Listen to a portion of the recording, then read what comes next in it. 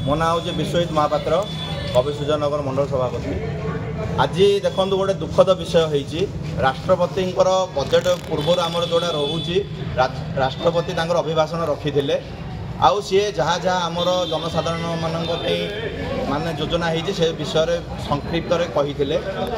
किंतु आमर जो पूर्वतन कांग्रेस सभापति माननीय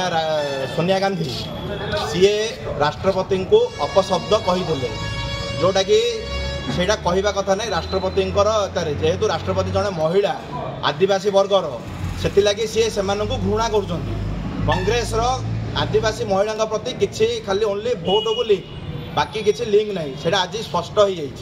तार प्रतिवाद आज कौन कले बीजेपी तार प्रतिवाद आज भारतीय जनता कविसूर्यनगर तरफ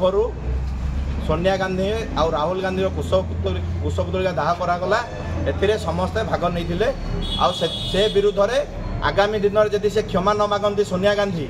आहरी राजरास्ता को आम ओह्लैबू।